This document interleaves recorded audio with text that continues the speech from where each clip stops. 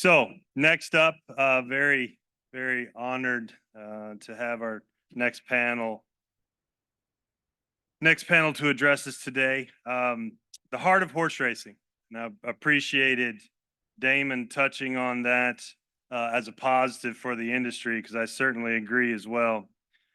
This next panel is sponsored by RGS, again, Racing Gaming Services, as well as TOBA, the Thoroughbred Owners and Breeders Association. But I'm proud to introduce and come up to the stage Miss Tina Marie Bond. Tina is the president of the THA, as well as NYTHA, the New York Thoroughbred Horsemen's Association.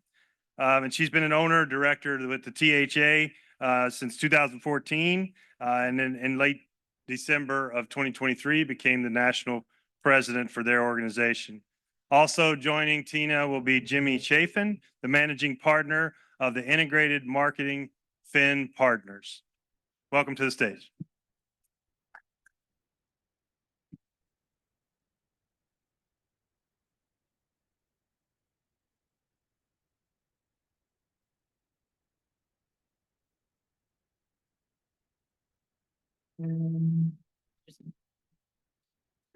Great.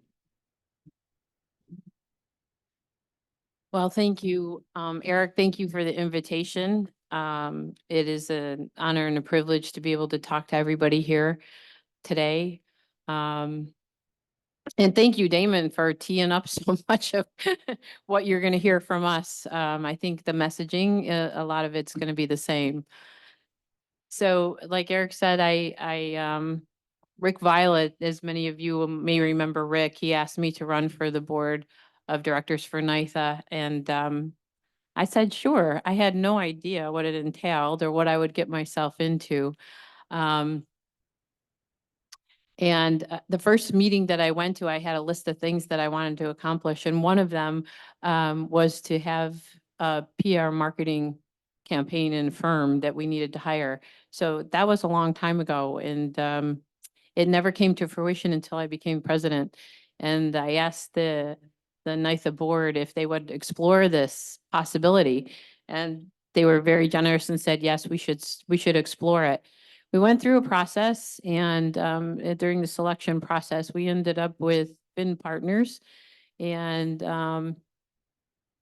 it's been a journey, and it's been an honor to work with Jimmy Chaffin, who's sitting here with me. Let me tell you a little bit about Jimmy. He's the managing partner with Finn. He's a two-time Emmy award-winning producer and director who specializes in creative strategy and visual storytelling. He has more than 30 years of experience working with a variety of iconic brands in consumer goods, automotives, sports, healthcare, higher education, energy, finance, and nonprofits. Jimmy has led many high-impact endeavors, including Jack Daniel's first feature-length documentary, Chasing Whiskey, an international award-winning campaign for the Jamaica Tourist Board featuring Sean Paul and Ziggy Marley, the launch of the Nashville Predators hockey franchise, and recently completed a short documentary on global supply chain innovation for the Digital Container Shipping Association. For the last 7 months, has been leading the creative efforts to build a foundation for a storytelling campaign for the heart of horse racing. Jimmy. Thank you, Tina, and thank you again, everyone. It's again an honor to be here, and thank you again, Senator Thayer. I'm a preacher's kid, so I started to say amen about a half dozen times during your presentation. So thank you for what you had to say. First of all, to all the Kentucky folks in here, I apologize if the Jack Daniel's is the wrong kind of Tennessee sipping whiskey and not bourbon, but I do like both. To help offset some of that a little bit, I am privileged that my much better half is a Kentucky girl, born in Lexington, raised in Franklin, Kentucky, home of Kentucky Downs, of course. And our house bleeds blue. Oddly enough, the first time I talked with Tina on the phone, we were in a car on our way back from Omaha, Nebraska, having watched the Wildcats play in their first College World Series. And even more fun fact, we love the city of Lexington so much. Our youngest daughter's name is Lexi, so she is named for the city. So we love the Bluegrass State and everything with it. But it's been a real honor jumping into this. That was a little less than a year ago. I feel like I've known Tina and Jim for a very long time. They're great people, great friends, and they have a great passion for horse racing. And when she asked me originally about this, I was like, are you kidding me? To get to tell stories about horse racing, the history of this amazing sport, the people behind it, the fans, the jockeys, the owners, the players, the trainers, the hot walkers, everything. I was like, this is a little bit of a heaven for me. And you have so many amazing stories to tell. And we're just getting started on that. But yes, Tina, thank you very much for the intro, and again, honored to be here. Well, there's a lot of stories because we're all very colorful people. Exactly. Right. But seriously, the sport of thoroughbred horse racing is really hurting right now. And we've heard this time and time again from everybody that's here. We've seen the decline. We've felt the pressures and watched the sport shrink. And it's really struggled to keep up with the rest of the world. Horse racing has. It's always had its place, but it's never excelled and gone any further. People feel disconnected from the story of horse racing and they don't see themselves in it. And I think that we're missing the mark on connectivity and trying to bring people in so that they can feel a part of it, but that they want to feel a part of it. So what we've done is we're going to do this storytelling and interviews, and we're going to show you exactly what we've been working on. And I think that that's going to help to change the narrative. But what we really have to have is we have to have a one sport brand. We don't have that. And the NFL has it, Major League Baseball has it, but we don't really have that. We have Kentucky, we have New York, we have Florida, but we don't have a horse racing brand. And I think that's where we're missing the mark. And it's all important. It's important to all of us. But we need to take it to another level. And of course, Kentucky needs to do their share in marketing, and New York does, Florida. We all need to do our own share of marketing, the breeders, everybody. But we still are missing that one brand. And what can we do to entice people to come and be part of our sport instead of going to these other sports? We've already established a 501(c), so that's a good thing. And this campaign isn't about fixing a broken narrative. It's about creating a new one. And so that new narrative is what's going to carry us through. It's one that's fueled from stories from jockeys, trainers, owners, fans. And it's a time for us to unite. But don't just take my word for it. Let's take a listen. Yeah, and as I set this up, and we're about to play a video here, I do want to, again, kind of mention the first conversation, one of the first conversations with Tina. She was like, here's what I want you to do. We need people up here in Saratoga in about 2 weeks. We want to be doing storytelling. And I'm a planner. Okay, and 2 weeks is not the normal amount of planning time that I would like, but I heard the urgency, I heard the passion, and I was like, all right, let's go figure this out. So we jumped in, getting up there. My director of photography kept looking at me going, what are we doing next? I said, I don't know, but I trust Tina and we're going to figure it out. So we're in a golf cart turning a corner and she goes, hey, there's Junior Alvarado. Let's go talk to him. I'm like, okay. We finished that. She goes, oh, Todd Pletcher's around the corner. You want to go talk to him? I'm like, okay. She's like, well, Dwayne Lucas is on the backside. You want to go talk? And I was like, okay, we're good. From that point on, I was like, we're good. And we talked with so many people, but we asked them a series of questions that are giving us the ability to build this content arsenal. So I'm going to share with you this opening video so you can get a sense of what one series of questions included.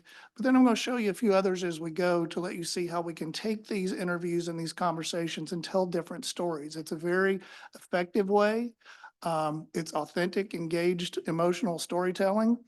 And it really resonates with the audiences who watch this. It's literally what they crave. So I'll play this first. Everything is a machine these days, but we are lucky that we still have these beautiful animals and we can share joy together.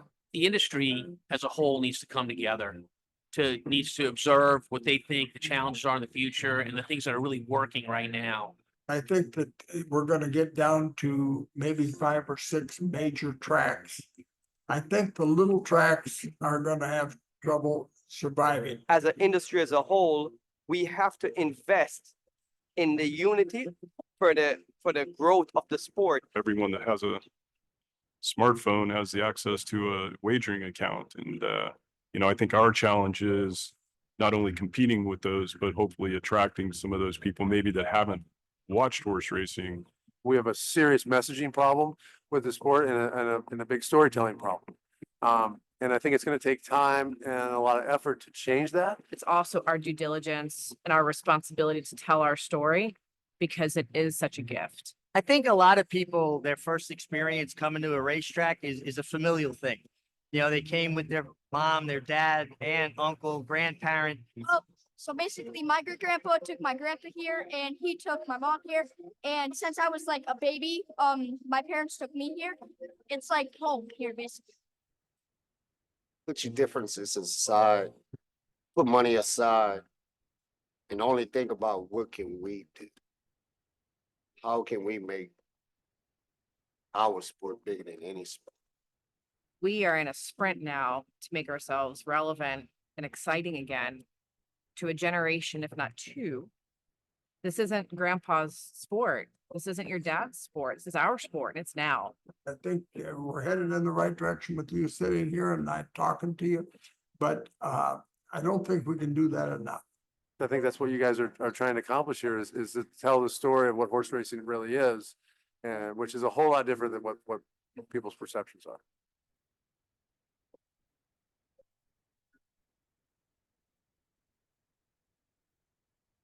We need a lot more Noahs, don't we? It's amazing how kids can be so profound, but I love that unbridled joy, no pun intended. And just that, but a combination of listening to a Dwayne Lucas and all of his years of wisdom, coupled with a kid who's standing there with his family, telling everybody how great this is. You can't force that look on his face. That is pure from the heart. And that's what we talk about a lot. That's why we call it the heart of horse racing. But you saw messages in there of unity, alignment, new ways of wagering, storytelling. All the messaging in there is hitting on all the things that we know are important to not just speak to our audience that already exists. We have a great base. We have a phenomenal base. We need a bigger base. We need more people in the circle. We need them to know that this is a great sport and for a lot of different reasons. But anyway, the unifying of this is paramount.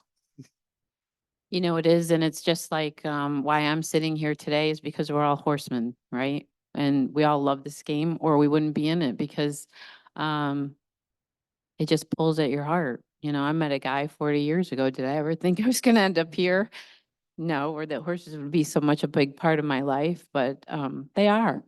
But we do need to unify the industry. We do need to have that one sport campaign. And we need to build that brand. I think part of it starts here, and we've passed some things out that are on your table now, but the headlines the narrative's being driven by the media. The headlines a lot of times are not what we want them to be. But what we've got to do is be really careful not getting in their spin cycle. There's a lot of great information. There's a lot of great organizations that are connected to the horse racing industry that are doing a good job of telling the safety story. But if that's the only story we tell, it's the only story anybody's going to hear. And the more the media writes those stories and we respond, they're going to respond again. We're going to respond again. We're just going to keep going back and forth and the narrative never changes because it's never going to suffice. That's why it's important for us to not quit answering those things, but just quit focusing on that so much and start focusing on all the positives. I've heard that said several times today. There's so many positives here, but we're not pushing them. And one of the things that we'll get into a little bit more here is not just even relying on organic social channels or earned media placement, but literally we've got to push this message out to where people are. There's got to be a paid effort behind this to find people on, looking for my mobile device here. This thing is a walking, talking entity that's following us in our thoughts everywhere. Let's use it. Let's use it wisely to our advantage and tell those stories. So these are the key initiatives that are out there right now. We have Safety Runs First, which does a great job of telling the progress that we've made with the safety initiatives in horse racing over the last few years. We have Light Up Racing, who basically, they're educational. They're teaching us how to talk about the difficult problems in the industry when they arise, and they will arise. And that's a good thing. We have America's First, right? America's Best. Yeah. America's Best Racing. That kind of talks to people within the industry. That I'm not sure that we reach people outside of the industry.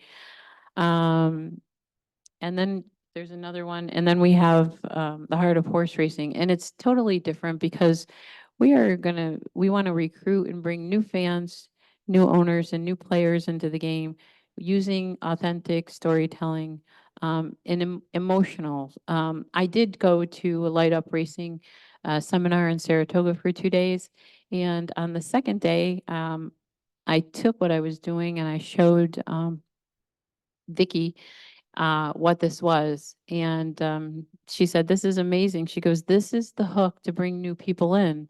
And Light Up Racing is here to talk about the things that we need to talk about and to do crisis management." So she's very supportive of our initiative, and I'm supportive of Light Up Racing. I think that together, all of the initiatives will be strong, but I hope you can see that ours is very different and encompasses everything.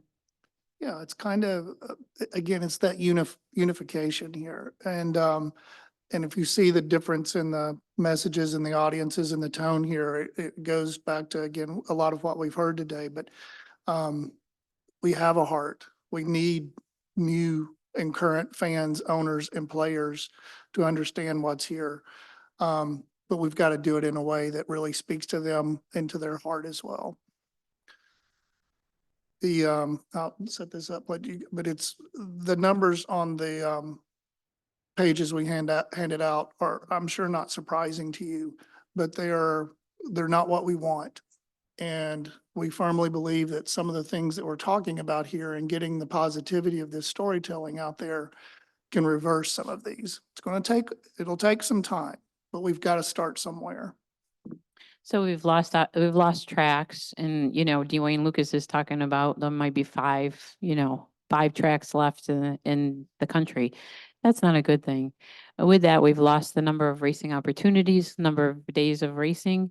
Our full crop is continuing to diminish. And that's going to affect the sales pavilions, and that's going to affect the breeding market. As you saw in January, I've never seen this before. In Kentucky, a lot of the big stud farms slashed their stud fees in half. I breed to a lot of Kentucky stallions, so I deal with the farms a lot. I've never seen this happen. Maybe in April, they would give you a deal if you had a late mare, but I've never seen them slash their stud fees in January. That's a telltale sign right there of what's that the industry is shrinking, and everybody's concerned, and we all have a right to be concerned. We've lost over $1 billion in wagers, but it's much more than $1 billion, right, Jimmy? Yeah, we were looking at it and going, wow, $1 billion loss, that's unacceptable from 2009 to 2014. If you adjust that for inflation, it's $7 billion. It's, that number should be around 18 billion now. So again, it's nice that we're holding steady the little percentage wise, but $1 billion loss factored at inflation of 7 billion is, that's something we need to fix. And again, it's not just about getting people to the races, but it's about getting them there and also making wagers and from their couch, making them comfortable enough to know what it's like to place a $2 bet or a box trifecta or whatever it is. Get more people involved in that kind of mindset and thinking so that we can fix that number. So reclaiming the narrative, it starts with sharing our stories. And here's why it works. And bear with me while I kind of take a deep dive here on this. Engagement and marketing is what we look for. It's the number one thing. It can't be just about the audience itself or just a few different elements. We want engagement. Engagement lets us know that fosters a deeper connection to increase brand loyalty. It makes people want to be connected to what you're telling even more. So engagement is the centerpiece here, but how do we get there? We mentioned emotion. Well, 64% of consumers want brands to connect with them on an emotional level. This isn't us making this up. This is what consumers want. They want emotion. 86% say authenticity is crucial when deciding which brands to support. Back to what Senator Thayer said, authenticity. We are full of authenticity. 92% of consumers want brands to present ads that are like stories. Okay, when we do all of that, that's the magic formula that creates that engagement. And you have a wealth of that in your industry. We've just scratched the surface with the people we've talked with so far. Imagine how much deeper and wider we can go. So where do we start? Good news is we already have. You saw a video a second ago. We've conducted more than 50 interviews. We've created dozens of assets for social, digital, web, and broadcast. We're just in the infancy of launching social channels, but have put some things up there. We have a website that's got several videos on it, speaking from the fans, owners, jockeys, and trainers' perspectives. So we're really trying to let people speak to those audiences. But again, I look at this and I go from the excitement of Frankie Dettori to the profound statements of little Noah. There's some amazing stuff here that grabs their attention. So long form storytelling is kind of where we start. And again, I'm about to show you the second video here. This is about 3 minutes long, but it'll show you how we combined these comments and these sentiments into something that could play and for the right audiences, a setting like this on the web. But it gives us the ability to take all of that, stretch it out, and tell a bit more of a long story. So let's take a look.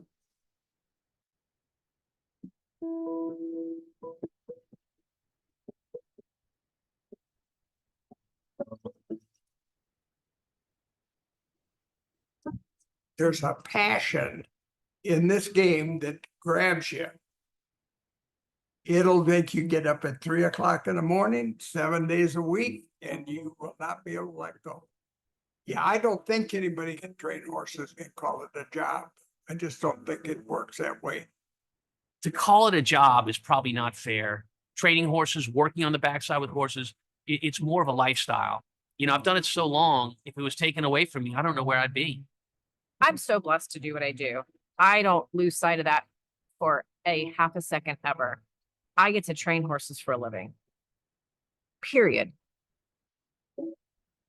I got into horse racing because the love of horses, so not because, I wanted to be a rider or a jockey, just because I love the horses. If I could have signed a contract when I was 12 years old to just be with horses the rest of my life, be a groom, live above the barn, I would have signed on right there. I get up every morning, okay?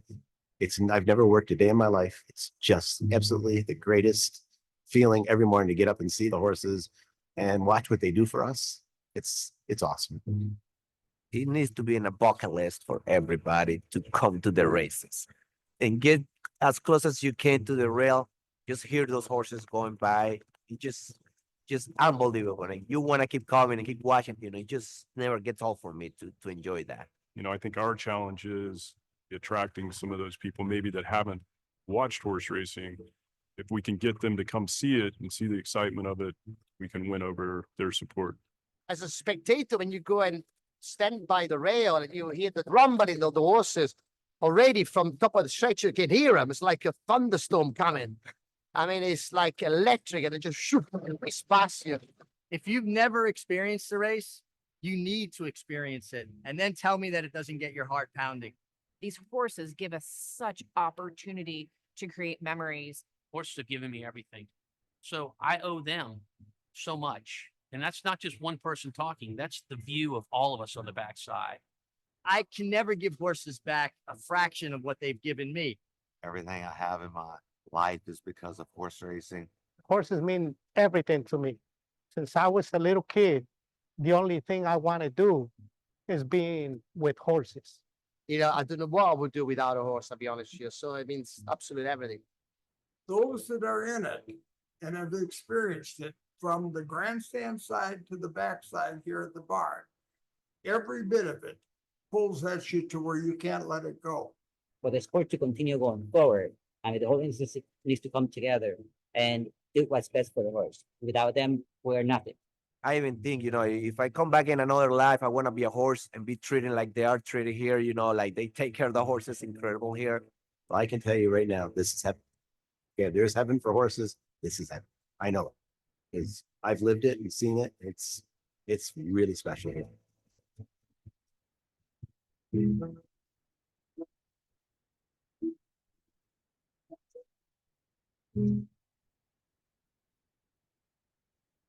So one thing I want to stress too on this, these videos you're watching were shot in 4 days over 2 trips. The amount of content that we can gather, and this was just in Saratoga. We're supposed to go to Keeneland hopefully in April. And we would love to be able to do more because each of you sitting here know, I hope your brains are already working going, we need to hear from so-and-so. We need to go here. We need to talk with them. I mean, the fact is, the more we talk to, the more we get, the more we use, the more we can use those regionally and nationally. So the way we go about this is very cost effective, but it also creates a ton of content for you to use. Yeah, exactly. We did this because I knew I had to have the push to get them to Saratoga because we couldn't film this at Aqueduct and have the same reaction. I love Aqueduct. I make a lot of money there, but it's not the same. So this was important that we did this and, there was a lot of personalities there. There's a lot of personalities in this room and in this industry. And it's kind of like, it would be just a great mini series, that, to spotlight a lot of these people, but we're colorful. The industry's colorful. The horses are. Tell me what other industry or what other sporting event that you can go to for a family, say of what, $40 to get in there? Pack your lunch, pack your stuff, go sit under the trees, get that close to the athletes, the horses and the jockeys. That doesn't happen in an NFL game or a baseball game. You can't get that close to the athletes.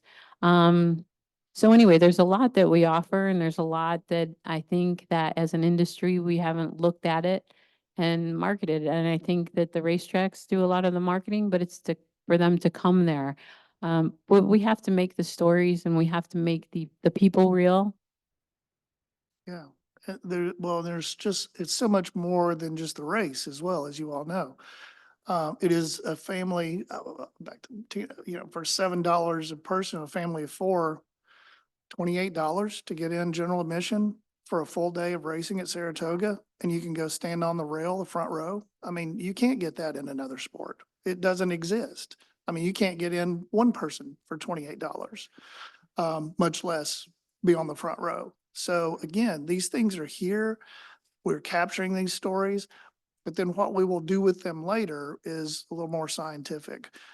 This next video is a 30-second cut from, again, from the same shoot, but this is cut as a TV spot, PSA kind of form. And it's already been airing on America's Day at the Races. Has been kind enough to be running this in kind. So, we're thankful for that, but this message is starting to get out too. There's a passion in this game that grabs you and you will not be able to let go. I'm so blessed to do what I do. I don't lose sight of that for a half a second ever. If you've never experienced a race, you need to experience it and then tell me that it doesn't get your heart pounding. It's like a thunderstorm coming. I mean, it's like electric and it just shoot and whiz past you. There's heaven for horses. This is heaven. So again, we've also cut these down to 15s, 20s, 6s, going on social media as well. Everything can be repurposed, whether it's going on air or on a social media channel. This next one's interesting because this is, I want you to see from the fans' perspective. You'll see our friend Noah in here again, but everyone else, I mean, and listen to the messages they're giving us. Listen to the excitement they have, the joy they have, the tradition that it is, and how much they get out of these days at the races. So again, unscripted, none of this has been scripted. Man on the street kind of question and answer and letting them tell their story.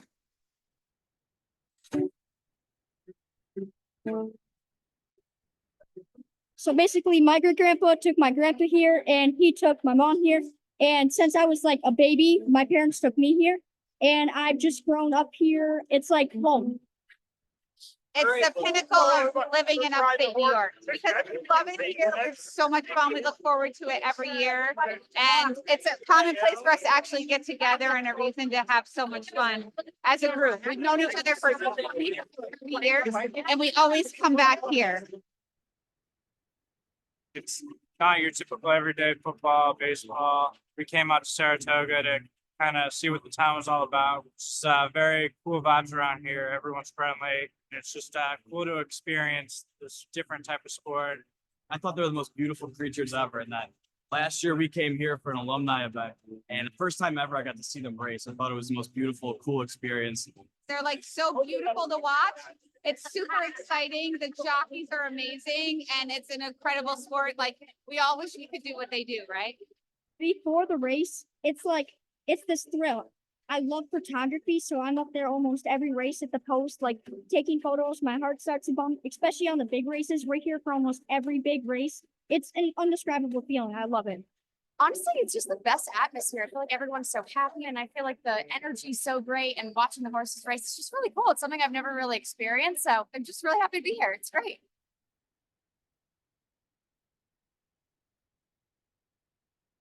Again, these short little nuggets are just excitement things. And these would be used not only for Heart of Horse Racing. We're happy. We want to share these with anyone else who might want to use them, anything that connects all of this together. But we feel like this is the foundation of something that's been missing with that overarching, this is about the heart of horse racing, and then pushing that out to these audiences. Transitioning from that to this audience segmentation and geographic targeting. Here's where we get a little scientific on things. We're not just, looking for news stories or media to come up with solutions for us. We have to take back over this narrative. We have to drive it. One of the ways we have to do that is through paid media. What we've done so far is we've identified personas. And in marketing, we use those to describe categories of like-minded thinkers. The personas we've created so far, the inconsistent enthusiast, the ones who, I like to go horse races, but I don't go that often. We need to remind them why they need to come back. We got the curious day trippers, that last couple you saw, they just walked up to us. They were in from Boston. They were literally the day trippers. They knew nothing about horse racing. They said they made some friends. They didn't know how to bet before the day was over. They were making bets and they were making friends. And then the young matriarchs, because again, we go back to the $7 to $10 to get in, and the mom's planning these trips or these weekend excursions for the family, to use this as a way to give them something they haven't thought about perhaps, or haven't thought about or need to think about again. We've also identified key target markets, secondary and even tertiary markets here on the map. And then what we do with all of this is we build an ecosystem. We do paid ads, digital and social, programmatic. We put codes on those ads, and then we, through identifying those audiences that are close to those, let's say, drivable tracks, we create what we call lookalike audiences. We know the like-minded people. Well, your social media stamp and everything that you have on here is telling every marketer out there a profile. It is the creepy Big Brother stuff when you wonder why I land in Tampa and I start getting ads on things to do in Tampa. That's what we're talking about. So you go to the races, we can geofence the tracks themselves, and I'm sure some of the tracks are already doing this. When you leave, we can send you a message 2 weeks later going, hey, you want to come back? You know, because we knew you were there. We capture those device IDs.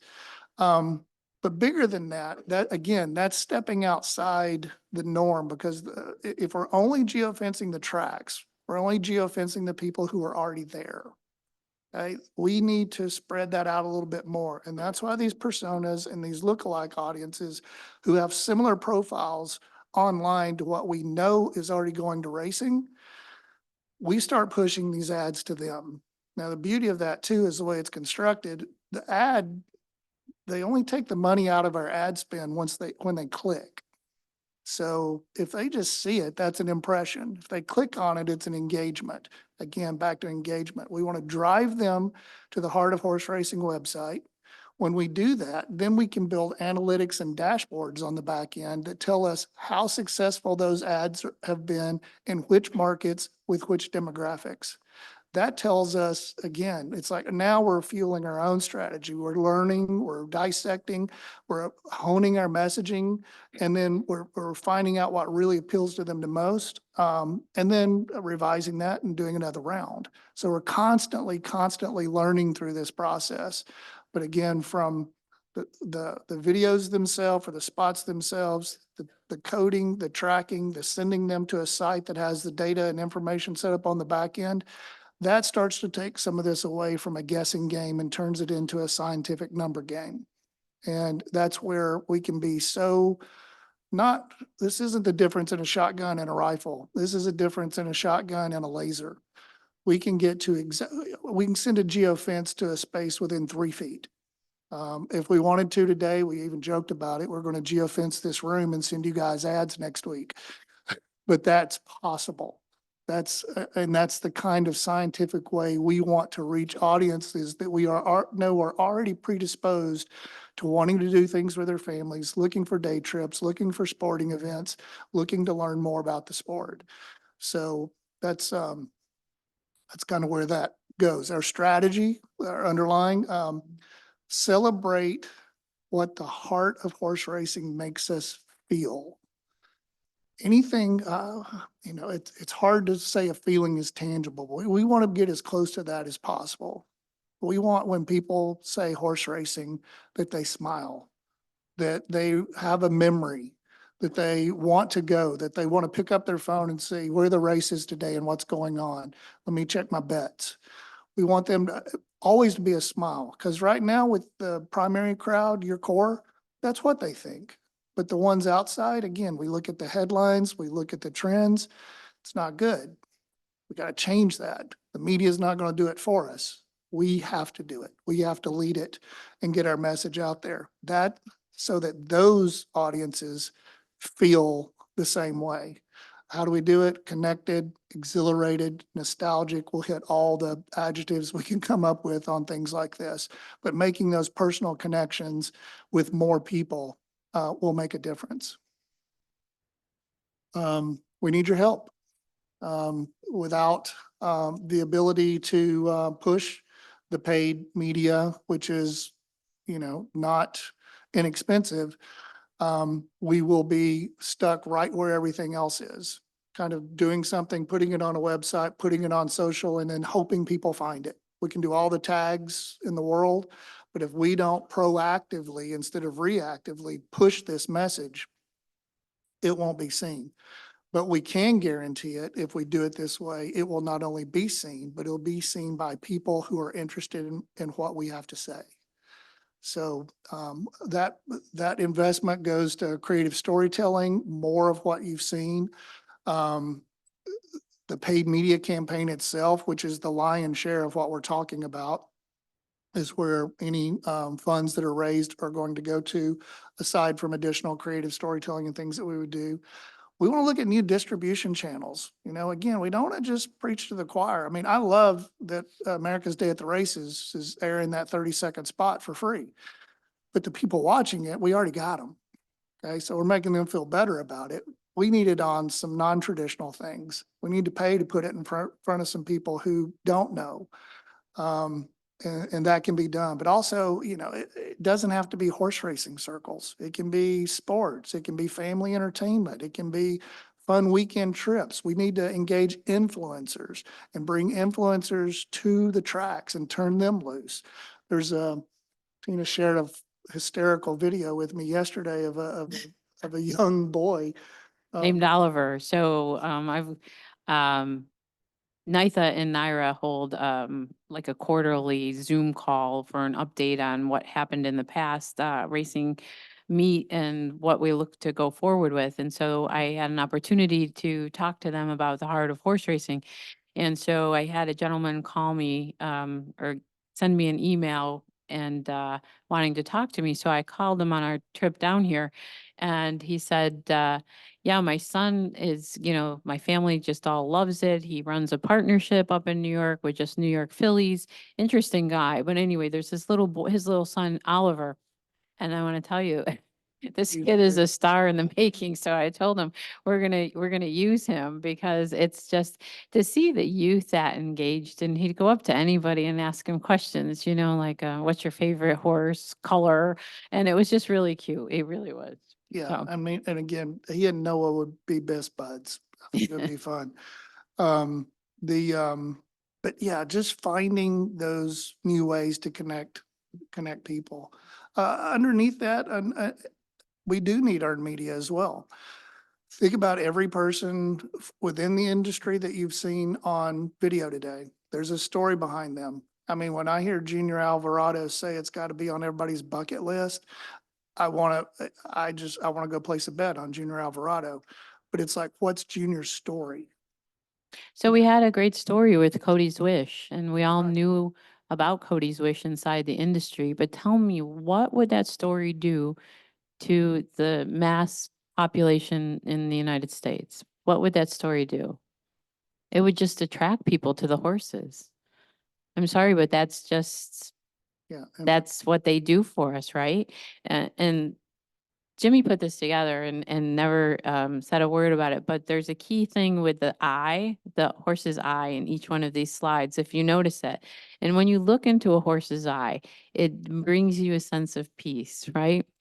Winston Churchill said it best, that outside of a horse is good for the inside of man. And it's true, they are very peaceful, but that he picked up on that was pretty cool. But they do a lot for us, and there's a lot that we can do for the sport, for the industry. It's the oldest sport in America, and who was it that said it best? I forget which jockey it was, but we need to take that back. We need to be the best sport. We need to be where we were in its heyday. And we need to do it now before we lose any more market share, before we lose any more racetracks, before we shrink the full crop to where the races and the tracks are going to say you don't have enough horse population, so we have to shrink the days. That's not good for any of us. So the call to action is now before it's too late. Yeah, it's like Kendrick Carmouche has so much passion when you talk with him. 5 minutes into our, these weren't interviews meant to try to get anybody to overly show emotion. 5 minutes into the interview with Kendrick, he was in tears. It went back to his family. It went back to growing up. He started telling us stories about the first animal he rode was a goat. That his grandmother tied him to it and he swung around underneath and they had a good laugh. But it meant something to him. You can hear in his voice that love and respect and what this industry's done for him. It's just, yeah, again, I always just say you can't script that. And the love of the horses, the excitement, all the different emotions that you're seeing in here are key to making that emotional engagement. The I know we're going to leave time here for Q&A, but you know, I end with this. What happens if we do nothing? You know, can we afford to do nothing? I mean, there's the numbers, the stories, everything speak for themselves. And this sport means too much to too many people. We talk about the jobs earlier. Each state, that all these states that are connected, you know, Kentucky needs Florida because of the breaking of the horses. Everything's intertwined. Everything's connected. This isn't competition. It's cooperation. It's collaboration. It's uniting and coming together for the good of the entire industry. But I say, what is the heart of horse racing?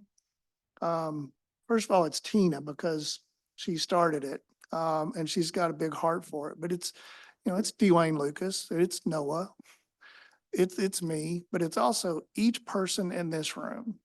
Each person in this room, I know, has a heart for this industry. And if we can harness that and put that into what we're doing, we will make a difference. It's important that everyone, we want to share this with the rest of the world and what it means to them personally. I laugh at this. They say it takes a village. In this case, I say it takes a stable. It takes a stable full of people with a heart of a thoroughbred to run this race, to break out of that gate and go. So let's unite. Let's work on this together. Let's tell these stories. As Kendrick said, let's put our differences aside, work together, and let's reclaim the narrative to help save this amazing sport.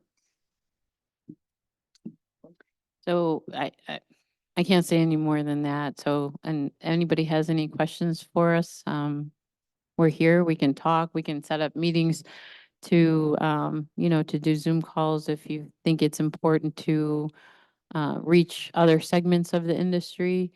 Like I said, we're in April, we are going to go to Kentucky to film. Keeneland wants us there, and I want to do some of the big stud farms to show another side of what the industry is, because we need them and they need us. And it's as simple as that. Okay. Jimmy's gonna, sorry, Jimmy's gonna. One thing you didn't touch on was some of the people that have already sent some money, things like that, I don't think, okay, and I think it's very special. You're right. I have not. Phase like Tipton has committed, the Green Group has committed. Toba is behind it. I'm meeting with them next week in an executive session. I've had conversations with Brett Jones from Airdrie Stud. And like, I don't know if I said Keeneland has committed. We're gonna go further in our discussions with that to see how much. But they definitely want us there in Kentucky, which is a good thing. Each of the jockeys, the Jockeys Guild doesn't have any excess money, but each of the jockeys decided to write personal checks for the heart of horse racing. So that ought to tell you something. I'm not quite sure that I've ever heard that before, but that says a lot, and it's a lot of the jockeys.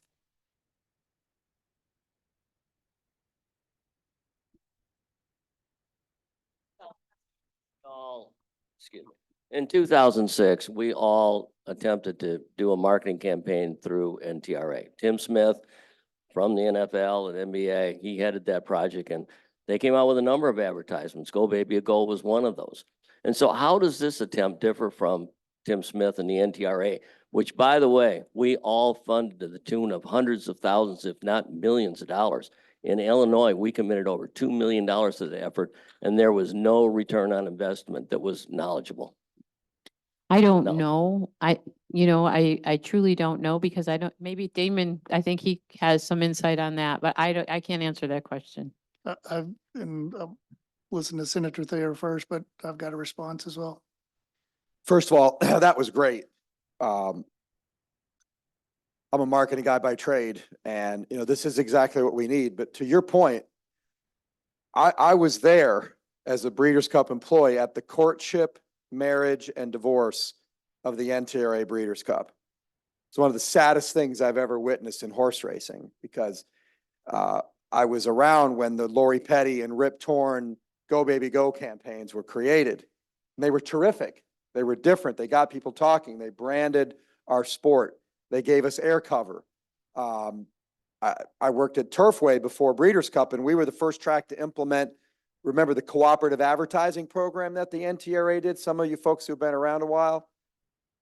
What happened, I'm not going to name any names, but the reason it all fell apart was because there were people and entities in our business who were more concerned about their slice of the pie rather than making the pie bigger.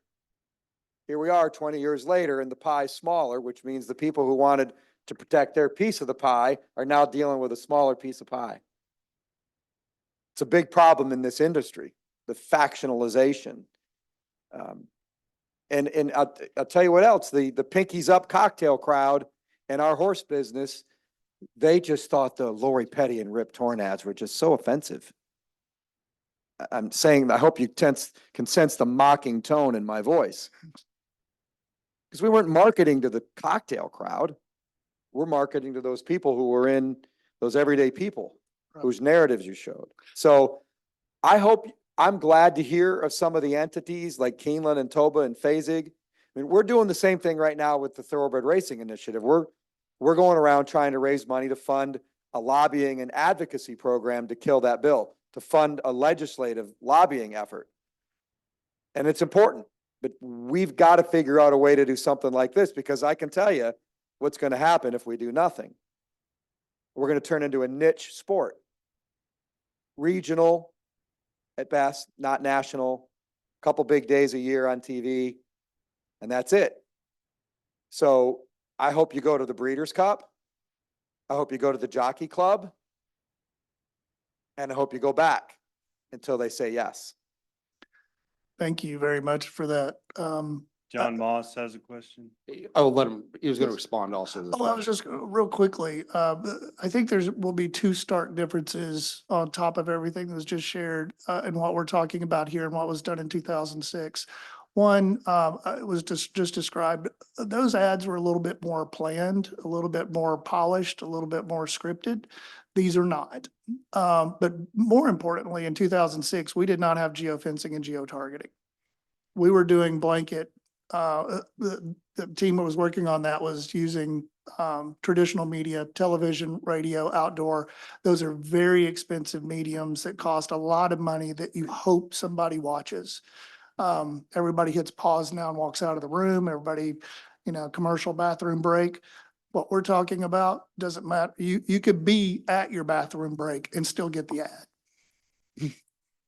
Yeah, I was going to comment. Again, you answered it earlier in regards to the John Moss, executive director for the HBPA, shotgun effect versus a laser targeted. I mean, that's generally the big difference between 2006 versus now. It was a massive ad campaign as I was, a little bit younger then, a little bit younger than you all still are. And I always get that comment. Nonetheless, the point is that, when looking at some of these, I think, marketing always comes across what sells. It's sex, kids, and animals, right? Those are the primary three. We can hit all three if we really want to, and trying to evaluate how that comes together in regards to the different various track components that you're trying to sell to, right? It was interesting that you had those three different groups up there, but the one that I didn't see was the gamblers. And how do they come into play? Because I mean, we always sit back and talk about, the horsemen and the regulatory and the racetracks. The gamblers are key. And I believe, and I did have a discussion with Greg Avioli one time about this when he was still there, NTRA or the Breeders' Cup.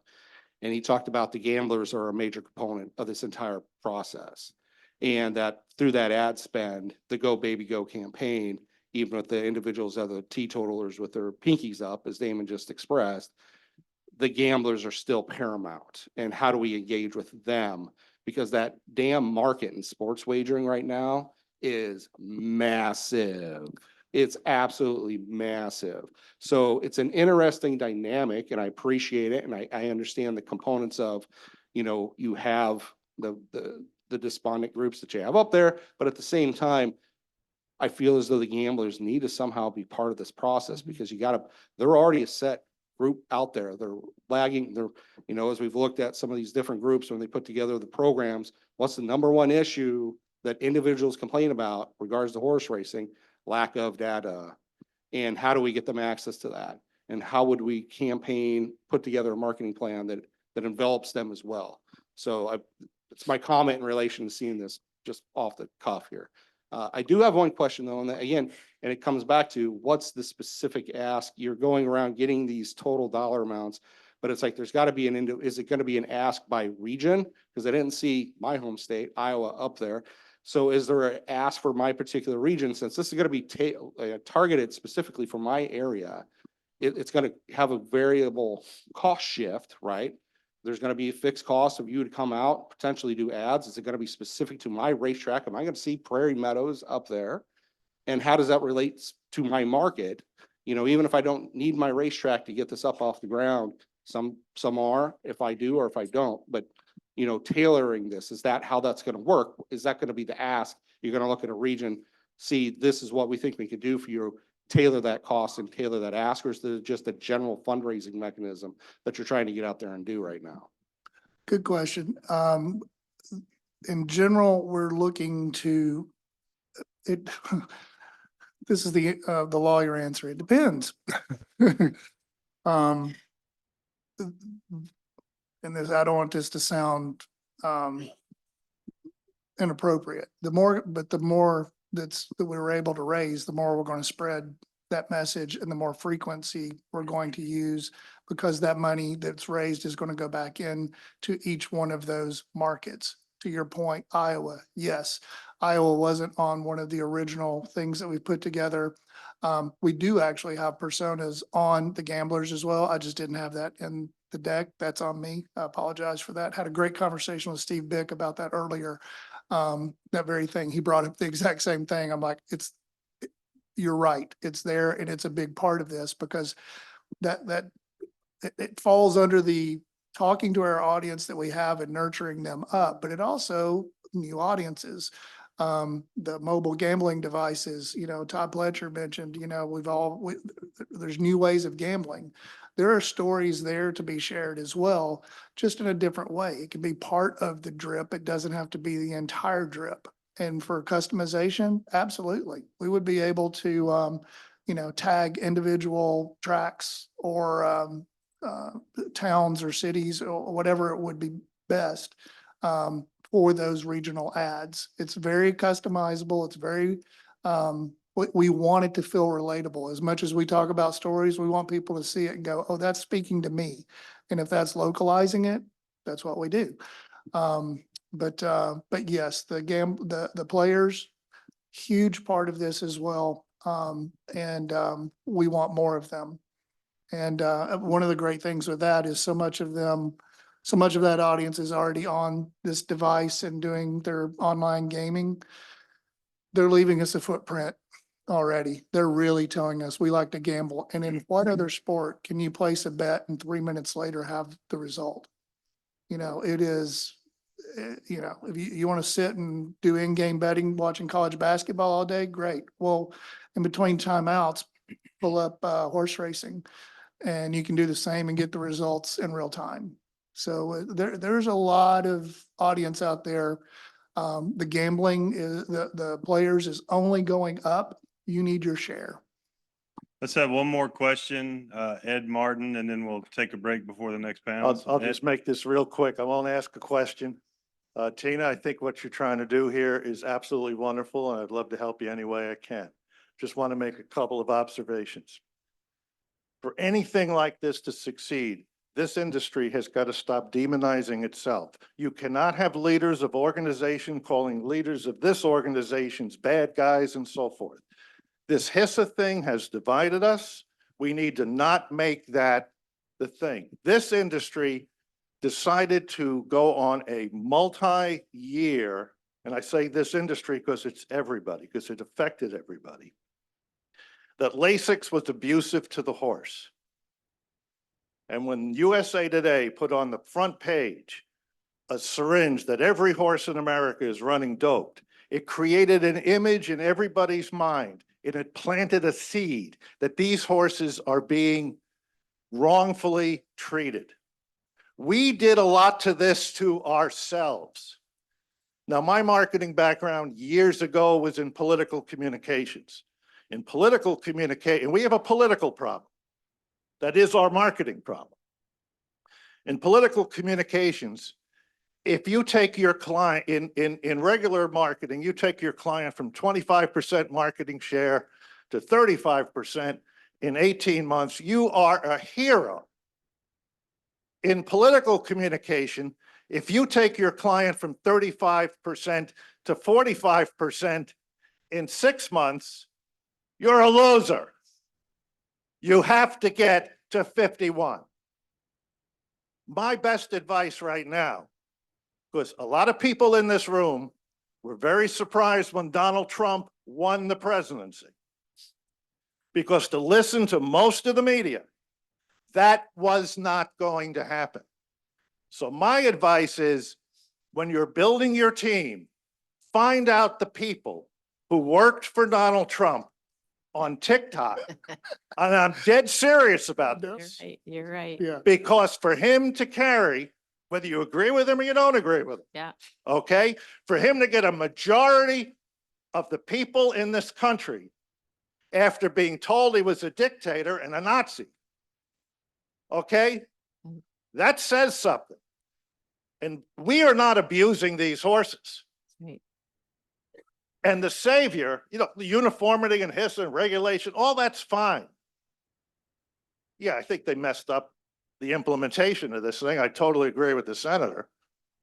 But we need to look holistically at how to get people and move them. And I think you're onto something here. And if there's anything I can personally do to help you, I want to help you. Thank you. Well, thank you.